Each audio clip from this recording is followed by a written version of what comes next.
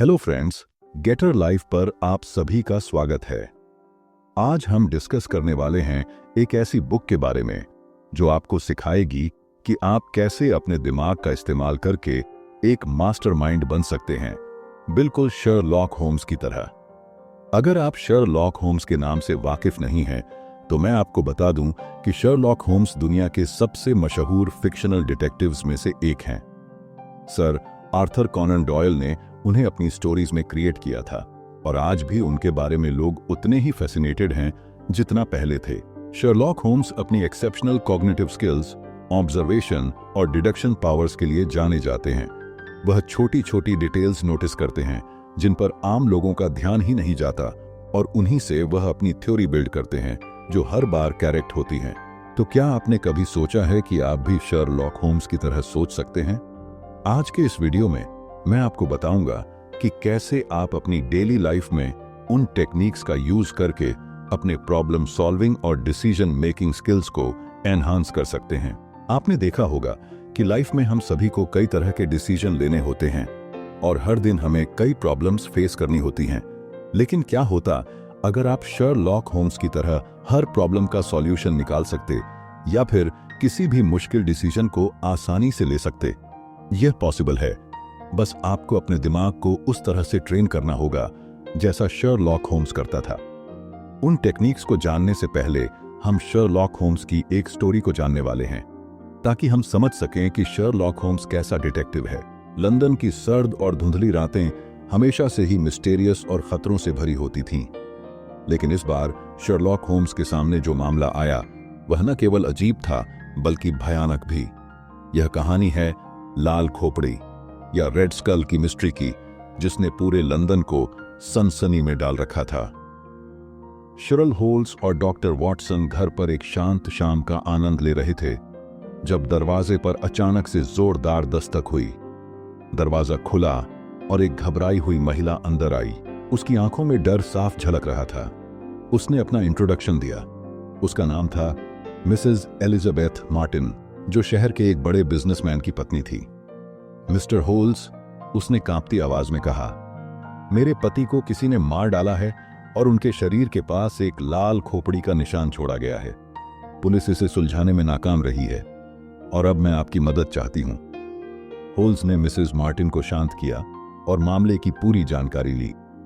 Mister Martin की body उनके office में मिली थी और शरीर के पास एक खोपड़ी का साइन लाल रंग से बनाया गया था। यह लाल खोपड़ी लंदन में हो रही दूसरी हत्याओं से भी जुड़ी हुई थी। होल्स ने तुरंत जांच शुरू की। वह वॉटसन के साथ मार्टिन के ऑफिस पहुंचे। वहां की स्थिति देखकर होल्स को एक अजीब सा एहसास हुआ। कमरे में सब कुछ नॉर्मल लग रहा था, लेकिन एक चीज ने होल्स का ध्यान खींचा। वह था लाल खोपड़ी का निशान, जो शायद खून से बनाया गया था। होल्स ने तुरंत अपनी खास मैग्नीफाइंग ग्लास से निशान का इंस्पेक्शन किया। वह निशान किसी आम इंसान के बनाए हुए नहीं लग रहे थे। उसने देखा कि निशान की रेखाएं एकदम साफ थीं, जैसे किसी ने उसे बहुत सोच समझकर बनाया हो। वॉटसन, होल्स ने कहा, यह मामला किसी आम क्रिमिनल का नहीं है। यह निशान किसी ऐसे इंसान का है जो अपने काम में माहिर है और हमें इसे बहुत सीरियसली लेना होगा। जैसे जैसे होल्स ने मामले की तहकीकात की, उसने पाया कि यह लाल खोपड़ी का निशान न केवल मिस्टर मार्टिन के ऑफिस में बल्कि लंदन के दूसरे हिस्सों में भी पाया गया है। इस निशान का मतलब क्या हो सकता है? होल्स ने गहराई से सोचा और समझा कि यह कोई नॉर्मल क्राइम नहीं है, बल्कि इसके पीछे कोई बड़ा रहस्य छिपा है। उसने पाया कि जिन जगहों पर यह निशान पाए गए हैं वे सभी किसी न किसी तरीके से एक सीक्रेट ऑर्गेनाइजेशन से जुड़े हुए थे, जिसे द रेड स्कल कहा जाता था।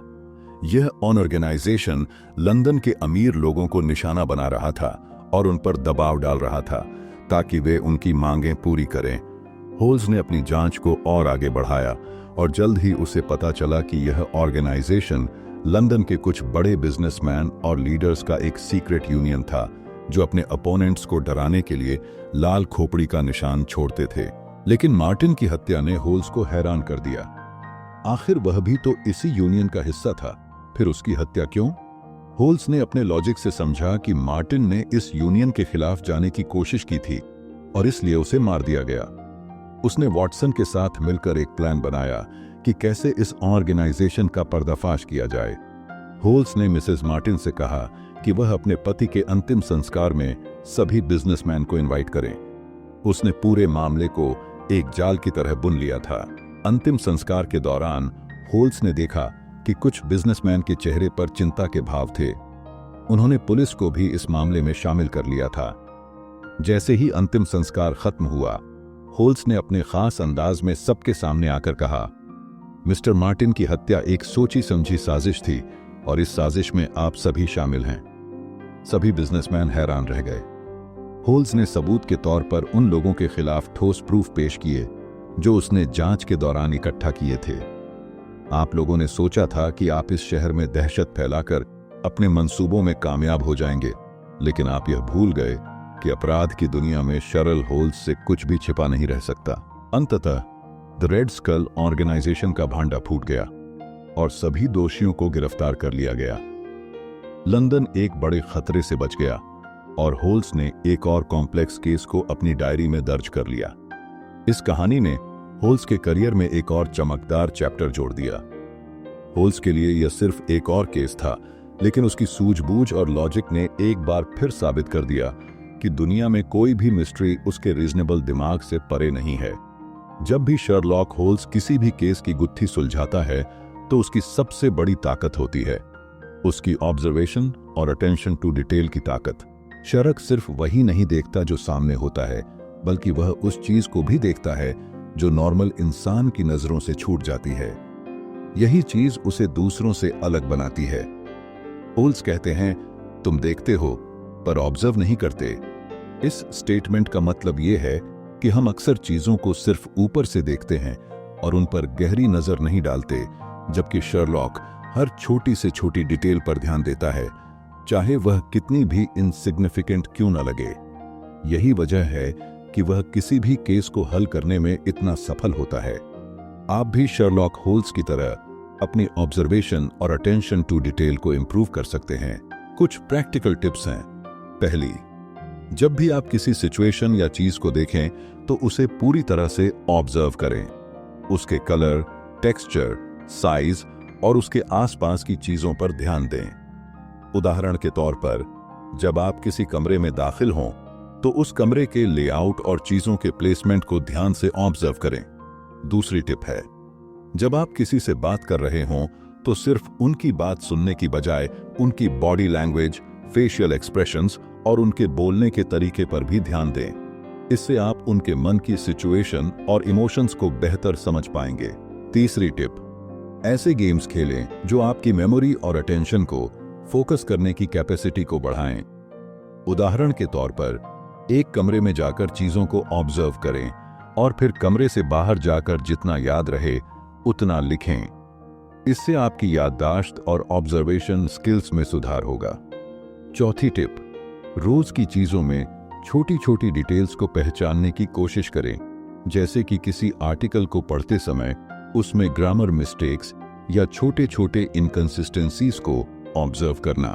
शर्ल होल्स की ऑब्जर्वेशन और अटेंशन टू डिटेल की ताकत को समझने के लिए आइए एक उदाहरण पर नजर डालते हैं। एक बार डॉक्टर वॉटसन और शर्ल होल्स अपने कमरे में बैठे थे। शर्ल ने वॉटसन से पूछा, तुमने इन सीढ़ियों को कितनी बार देखा है? वॉटसन ने जवाब दिया, सैकड़ों बार। शर्ल ने फिर पूछा, तो बताओ ये कितनी सीढ़ियां हैं? वॉटसन को यह नहीं पता था, जबकि शर्ल ने जवाब दिया कि इनमें 17 सीढ़ियां हैं, क्योंकि मैंने देखा और ऑब्जर्व किया है। यह उदाहरण इस बात को दिखाता है कि शर्ल सिर्फ देखता नहीं है, बल्कि हर चीज को ऑब्जर्व करता है और उसे अपने दिमाग में बसा लेता है। इसी वजह से वह दूसरों से बेहतर तरीके से चीजों को समझ पाता है। तो ऑब्जर्वेशन और अटेंशन टू डिटेल न सिर्फ आपकी प्रोफेशनल लाइफ में बल्कि पर्सनल लाइफ में भी एक बड़ा फर्क डाल सकते हैं। शर्लॉक होल्स की तरह अगर हम भी अपनी ऑब्जर्वेशन और अटेंशन स्किल को डेवलप करें तो हम चीजों को एक नए नजरिए से देख सकते हैं और अपनी प्रॉब्लम सॉल्विंग स्किल्स को बेहतर बना सकते हैं।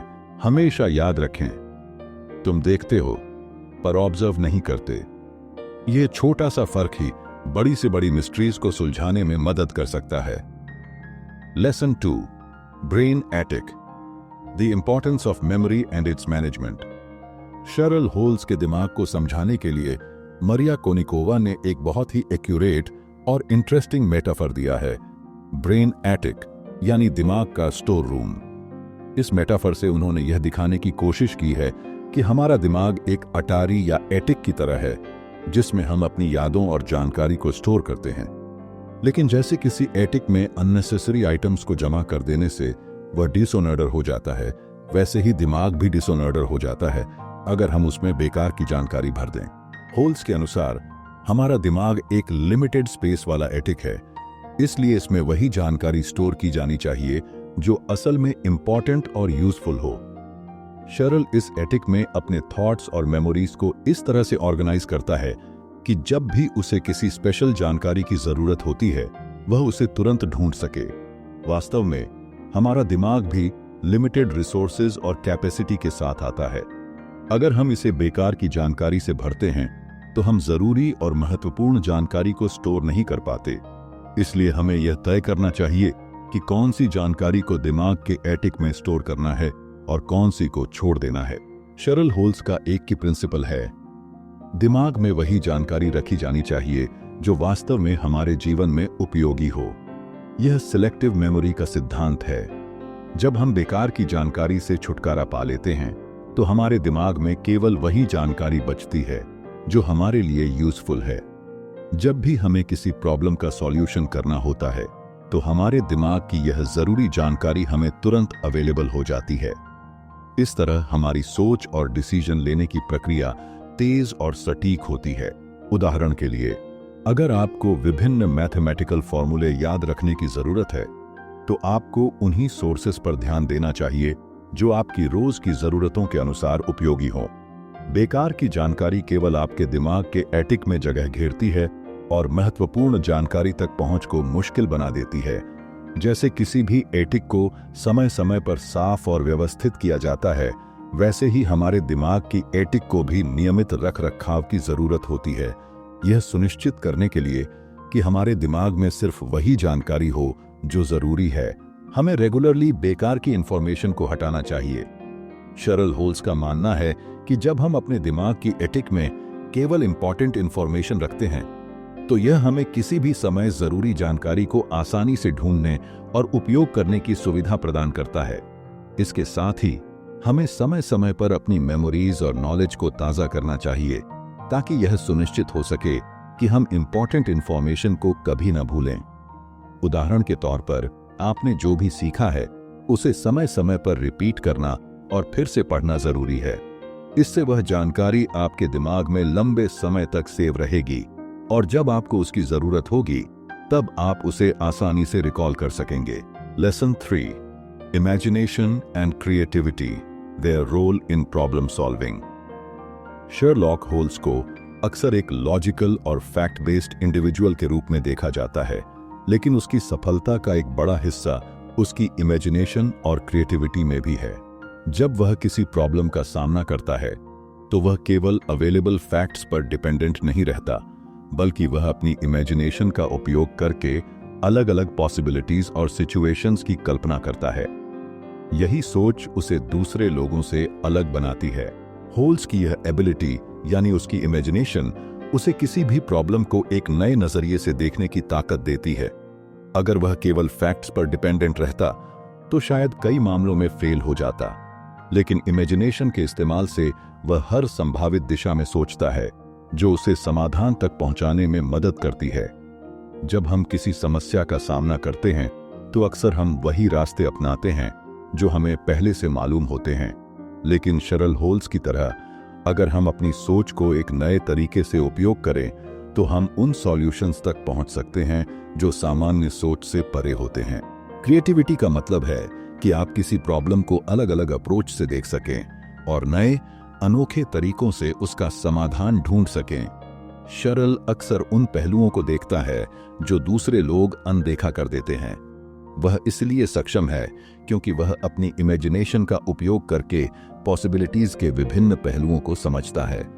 उदाहरण के लिए, अगर वह किसी क्राइम सीन पर होता है तो वह सिर्फ इवेंट्स के ऑर्डर को नहीं देखता, बल्कि यह भी सोचता है कि अगर चीजें कुछ अलग होती तो परिणाम क्या होता। यह क्रिएटिव थिंकिंग ही उसे कई बार सही दिशा में ले जाती है। शर्ल होल्स की एक और इंपॉर्टेंट टेक्निक है सिनेरियो की विजुअलाइजेशन। जब भी वह किसी समस्या का सामना करता है तो वह अपने दिमाग में डिफरेंट पॉसिबल आउटकम्स की कल्पना करता है। इससे उसे यह समझने में मदद मिलती है कि कौन सा रास्ता सबसे सूटेबल है और कौन सा परिणाम उसे अपने लक्ष्य तक पहुंचा सकता है। विजुअलाइजेशन का मतलब है कि आप पहले से ही विभिन्न परिणामों की कल्पना करते हैं और फिर उस पर विचार करते हैं कि कौन सा रिजल्ट आपके लिए सबसे बेहतर होगा। यह प्रक्रिया आपको संभावित रिस्क और चैलेंज से भी अवगत कराती है। उदाहरण के तौर पर, अगर आप किसी डिसीजन के परिणाम की कल्पना करते हैं तो आप पहले से ही उस डिसीजन के पॉजिटिव और नेगेटिव पहलुओं को समझ सकते हैं, जिससे आप एक बेहतर निर्णय लेने में सक्षम होते हैं। होल्स अपने दिमाग में अलग अलग इवेंट्स की विजुअलाइजेशन करता है और फिर उन सिनेरियोज को एनालाइज करके सही निष्कर्ष पर पहुंचता है। यह न केवल उसे गलतियों से बचाता है बल्कि उसे सही दिशा में भी गाइड करता है। अगर आप भी अपनी क्रिएटिविटी और विजुअलाइजेशन स्किल्स को शर्ल होल्स की तरह डेवलप करना चाहते हैं तो कुछ टिप्स हैं। 1. कभी भी किसी समस्या को सॉल्व करने का सिर्फ एक तरीका न अपनाएं। 2. अलग अलग व्यू पॉइंट से सोचें और नए आइडियाज के बारे में विचार करें। 3. माइंड मैपिंग का इस्तेमाल करें। यह एक ऐसा तरीका है जिससे आप अपनी सोच को सिस्टमैटिक कर सकते हैं और नए थॉट्स को जन्म दे सकते हैं। 4. रेगुलरली मेडिटेशन और विजुअलाइजेशन की प्रैक्टिस करें। यह आपके दिमाग को शांत करता है और आपकी कल्पना शक्ति को बढ़ावा देता है। 5. जब भी किसी समस्या का सामना करें, खुद से सवाल पूछें, अगर ऐसा होता तो क्या होता? अगर मैं यह डिसीजन लेता तो परिणाम क्या होते? इस प्रकार के प्रश्न आपके दिमाग को नए थॉट्स की ओर ले जाते हैं। लेसन 4. Emotional control. जब भी शर्ल किसी मामले की जांच करता है तो वह अपने इमोशंस को एक ओर रख देता है और पूरी तरह से लॉजिक और ऑब्जेक्टिविटी पर कंसंट्रेट करता है। यह इमोशनल डिटैचमेंट उसे क्लियरली और फेयरली सोचने में मदद करता है, जिससे वह बिना किसी पर्सनल बायस के सही निष्कर्ष पर पहुंचता है। इमोशंस का हमारे निर्णयों पर गहरा प्रभाव होता है। जब हम किसी समस्या का सामना करते हैं तो हमारी भावनाएं जैसे डर, गुस्सा या एक्साइटमेंट हमारी लॉजिकल सोचने की क्षमता को प्रभावित कर सकती हैं। होल्स हमें सिखाता है कि अगर हम अपने इमोशंस को कंट्रोल करना सीखें तो हम किसी भी चुनौती का सामना करने के लिए बेहतर तरीके से तैयार हो सकते हैं। यह इमोशनल कंट्रोल हमें हमारी सोच को क्लियर और पर्पसफुल बनाता है। इसमें यह सिखाया जाता है कि हमें चुनौतियों के सामने शांत और लॉजिकल रहना चाहिए। स्टोइकिज्म के प्रिंसिपल्स के अनुसार हमें उन चीजों पर ध्यान केंद्रित करना चाहिए जिन्हें हम कंट्रोल कर सकते हैं और उन पर समय व ऊर्जा बर्बाद नहीं करनी चाहिए जिन्हें हम नहीं बदल सकते। यही अप्रोच होल्स को किसी भी मुश्किल में शांत और तर्कसंगत बनाए रखती है। तो फ्रेंड्स, यह थी हमारी आज की बुक समरी। आपको कैसी लगी कमेंट करके जरूर बताएं और धन्यवाद आपका समरी अंत तक सुनने के लिए।